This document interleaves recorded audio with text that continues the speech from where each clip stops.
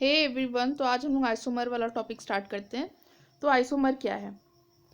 Compounds having the same molecular formula but different structural formula are known as isomer.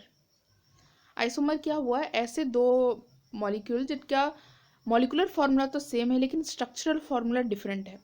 ठीक है, तो isomer वो दोनों को हम लोग आइसोमर बोलेंगे और इस फेनोमेनन को हम लोग आइसोमेरिज्म बोलेंगे। जो आइसोमर्स होता है उनका फिजिकल प्रॉपर्टी डिफर हो कर सकता है, केमिकल प्रॉपर्टी डिफर कर सकता है, या फिर हो सकता है कि फिजिकल केमिकल प्रॉपर्टी दोनों डिफरेंट हो। और वो डिपेंड करता है कि किस तरह का आइसोमर है, कि वो चेन आइसोमर है, पोजीशन आइसोमर है, कि फंक्शनल आइसोमर है। इस चीज़ पर डिपेंड करता है कि उसका फिजिकल प्रॉपर्टी सिर्फ चेंज होगा, केमिकल प्रॉपर्टी सिर्फ चेंज होगा, या दोनों चेंज होगा। तो ज़रा हम लोग एग्जाम्पल देख लेते हैं कि आइसोमर का एग्जैक्ट एग्जाम्पल देख लेते हैं। देखो, मॉलिक्यूलर फार्मूला है C4H10। तो ये एक स्ट्रक्चर हो गया C4H10 का, और ये एक स्ट्रक्चर हो गया C4H10 का। दोनों स्ट्रक्चर आपस में डिफरेंट है लेकिन दोनों का मॉलिक्यूलर फार्मूला सेम है। दोनों का मॉलिक्यूलर फार्मूला क्या है? C4H10, लेकिन दोनों का स्ट्रक्चर कैसा है? चेंज है। ठीक है, देखो ये ब्यूटेन है, स्ट्रेट चेन, और ये ब्रांच चेन है, आइसोब्यूटेन। आइसो कब लिखते हैं हम लोग? जब कोई एक कार्बन एटम तीन कार्बन एटम से जुड़ा होता है। जैसे ये बीच में जो सेंटर का कार्बन एटम है, ये तीन कार्बन एटम से जुड़ा हुआ है, तो ये हो गया आइसोब्यूटेन। ठीक है, आइसोब्यूटेन मतलब कि टोटल मिला के 4 ही कार्बन होगा और उसमें से कोई एक कार्बन तीन कार्बन से अटैच्ड होगा। हम ये इस पर क्यों फोकस करें? क्योंकि एग्जाम में पूछा जाता है आइसोब्यूटेन, नियोब्यूटेन, तो हम लोग को पता होना चाहिए। ठीक है, तो हम लोग को तीन चीज़ देखने को मिल सकता है, एक एन, एक आइसो, और एक नियो। एन मतलब नॉर्मल, यानी कि ये जो है, ये जो सिंपल ब्यूटेन है, इसको एन ब्यूटेन भी हम लोग बोल सकते हैं, मतलब स्ट्रेट चेन में। आइसो ब्यूटेन क्या हो गया कि कोई एक कार्बन एटम तीन कार्बन एटम से जुड़ा हुआ रहेगा, और नियो में क्या होगा कि कोई एक कार्बन एटम चार कार्बन एटम से जुड़ा हुआ रहेगा। ठीक है, तो अब हम लोग टाइप्स ऑफ देखते हैं कि किस किस तरह का आइसोमेरिज्म किस किस तरह का हो सकता है। तो आइसोमेरिज्म को हम लोग दो पार्ट में डिवाइड कर सकते हैं, स्ट्रक्चरल आइसोमेरिज्म और स्टीरियो या स्पेस, या फिर इसी को ज्योमेट्रिकल आइसोमेरिज्म भी बोलते हैं। तो फिर जो स्ट्रक्चरल आइसोमेरिज्म है वो फिर चार तरह का होता है, chain isomerism, position, functional, metamerism. हम लोग का सिलेबस में क्या है? हम लोग का सिलेबस में सिर्फ चेन और पोजीशन है, स्टीरियो भी नहीं है, स्पेस भी नहीं है, और ये फंक्शनल और मेटामेरिज्म भी नहीं है। ठीक है, तो हम लोग सिर्फ चेन और पोजीशन आइसोमेरिज्म देखेंगे। तो पहले ये दोनों जो है वो स्ट्रक्चर के टाइप है। तो यहाँ पे क्या लिखा हुआ है? Difference in mode of linking of atom. जैसे यहाँ पे C4H10O, ये क्या है? मॉलिक्यूलर फार्मूला है। सोज डिफरेंट टाइप ऑफ लिंकेज, ये अलग अलग तरीके से लिंक हो सकता है, और तीन डिफरेंट तरह का ईथर फॉर्म कर सकता है। ठीक है, तो यहाँ पे ये जो स्ट्रक्चरल आइसोमेरिज्म हो गया, ये यहाँ पे देखो, ये ऑक्सीजन एकदम बीच में जब है तो ये एक तरह का ईथर बन रहा है, जब यहाँ पे है तो एक तरह का बन रहा है, और जब इस तरीके से कनेक्टेड है तो फिर और एक तरह का बन रहा है, मतलब सबका जो है वो स्ट्रक्चर चेंज हो जा रहा है। ठीक है, तो ये तो कॉमन सा बात था, इसमें से क्वेश्चन नहीं आता है। क्वेश्चन मेनली चेन पोजीशन पे हम लोग का बनेगा। ठीक है, तो हम लोग को चेन और पोजीशन को ध्यान से समझना पड़ेगा। दोनों स्ट्रक्चर का टाइप है, स्ट्रक्चर में दोनों का चेंज आएगा। तो चेंज क्या है? चेन आइसोमेरिज्म क्या होता है? जब दो से ज़्यादा कंपाउंड का सिमिलर मॉलिक्यूलर फार्मूला हो लेकिन डिफरेंट हो, वो कैसे? Arrangement of carbon atoms in straight और ब्रांच चेन। ठीक है, मतलब उसका जो मेन चेन होना चाहिए ना, उसमें कार्बन का नंबर चेंज हो जाना चाहिए, तब हम लोग चेन आइसोमेरिज्म बोलेंगे। जैसे कि यहाँ पे पेंटेन, यहाँ पे स्ट्रेट चेन में कितना कार्बन है? 5। अब ये देखो आइसोपेंटेन, आइसोपेंटेन में ये सेकंड नंबर कार्बन जो है तीन कार्बन से अटैच्ड है, इसलिए आइसो लिख रहे हैं। तो अब यहाँ पे देखो, इसमें जो स्ट्रेट चेन है उसमें कितना कार्बन है? 4 कार्बन है। तो यहाँ पे देखो, यहाँ 5 था, यहाँ 4 हो गया। ठीक है, जो स्ट्रेट चेन है, होल टोटल तो 5 ही कार्बन है। ठीक है, तो यहाँ पे जो चेन है उसमें कार्बन का नंबर चेंज हो गया, तो ये चेन आइसोमेरिज्म हो गया। चेन मतलब चेन में कार्बन का नंबर चेंज होगा, चेन आइसोमेरिज्म में। अभी यहाँ पे देखो, यहाँ पे चेन में जो स्ट्रेट चेन है या फिर जो लॉन्गेस्ट चेन है उसमें सिर्फ 3 कार्बन एटम है। ठीक है, ये देखो नियोपेंट है। नियो मतलब क्या? कि कोई एक कार्बन 4 कार्बन से अटैच्ड होगा।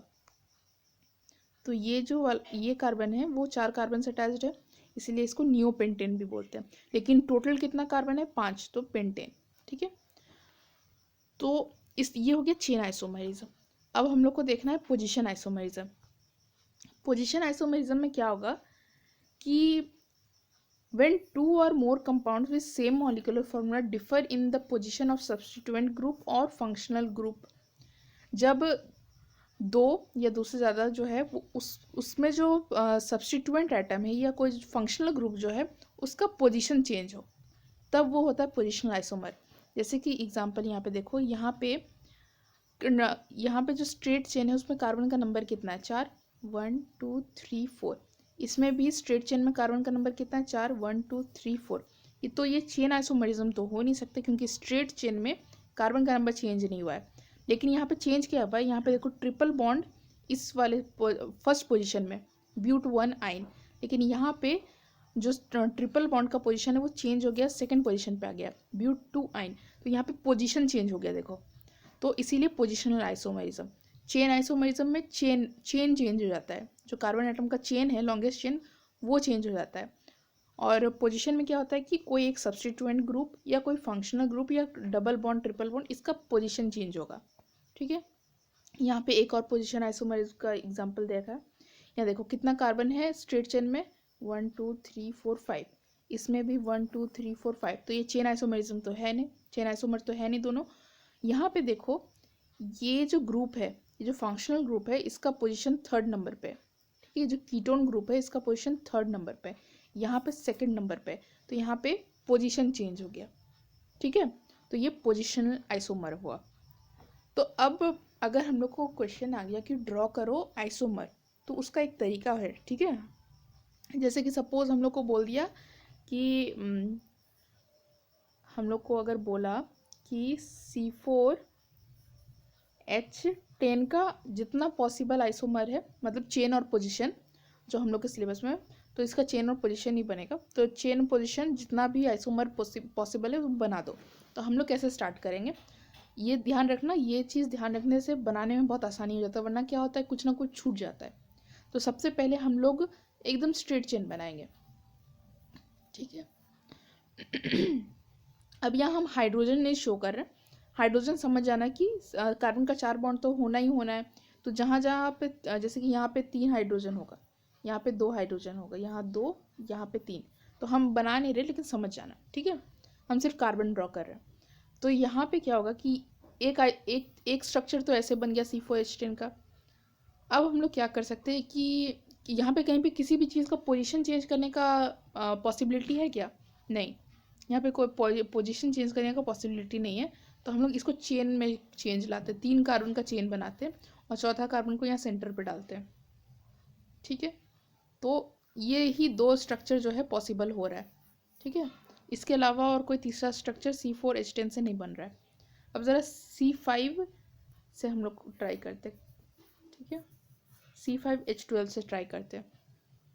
तो देखो सबसे पहले हम लोग क्या करेंगे, सबसे लंबा चेन बनाएंगे 5 कार्बन का।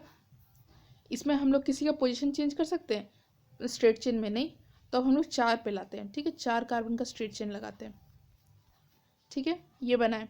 अब यहाँ पे हम लोग क्या कर सकते हैं कि एक कार्बन यहाँ पे सेट कर सकते हैं। ठीक है, और क्या हम लोग ऐसे बना सकते हैं क्या,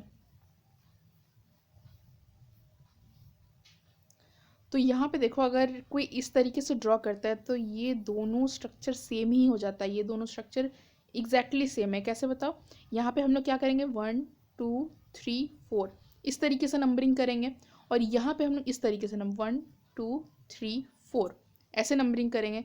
तो इसका नाम क्या हो जाएगा, इसका नाम हो जाएगा 2 मिथाइल ब्यूटेन, और इसका भी नाम हो जाएगा 2 मिथाइल ब्यूटेन। तो दोनों का नाम तो बिल्कुल सेम हो जा रहा है। ठीक है, नाम बिल्कुल सेम हो जा रहा है, तो ये दोनों सेम ही स्ट्रक्चर बन के आ गया है। तो इसीलिए ऐसा गलती नहीं करना है हम लोग को। ठीक है, और क्या गलती कर सकते हैं हम लोग,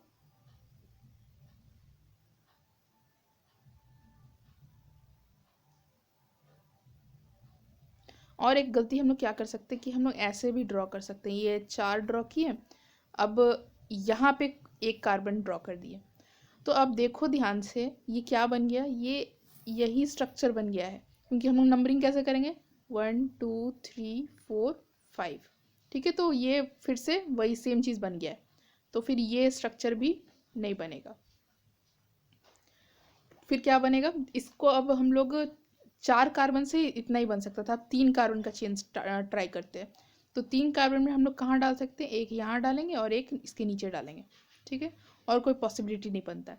तो ये 3 जो है आइसोमर बने।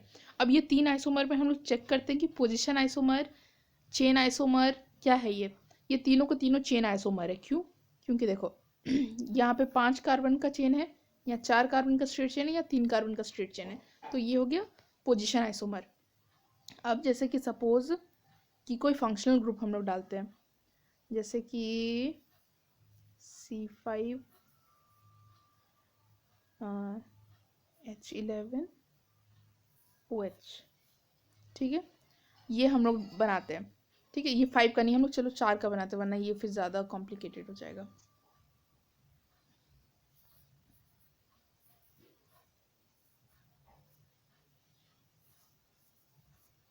ठीक है, तो यहाँ पे 1 2 3 4, यहाँ ये हो गया।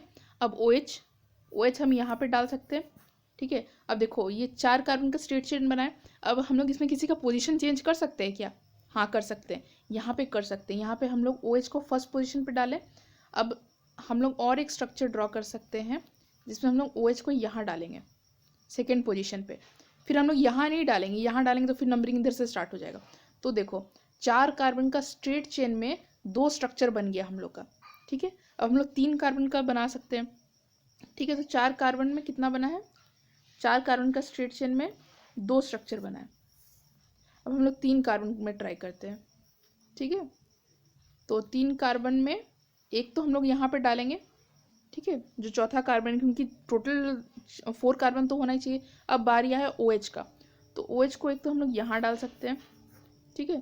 तो यहाँ से नंबरिंग स्टार्ट होगा 1 2 3, ठीक है। अब हम लोग OH को यहाँ पे डालें, चाहे यहाँ पे डालें, चाहे यहाँ पे डालें, बात बराबर हो जाएगा। क्यों, देखो जैसे कि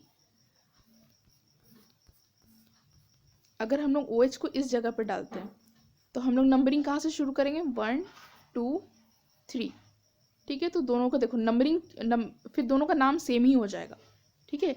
और अगर हम लोग OH को यहाँ पे लगाते हैं, तो नंबरिंग कैसे हो जाएगा, 1 2 3, फिर भी नाम एग्जैक्टली सेम ही आ जाएगा, ठीक है। तीनों का नाम क्या होगा, तीनों का नाम हो जाएगा 2 मिथाइल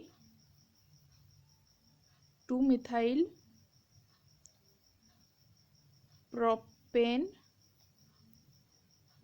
1 ओल, ठीक है। तीनों का नाम यही हो जाएगा।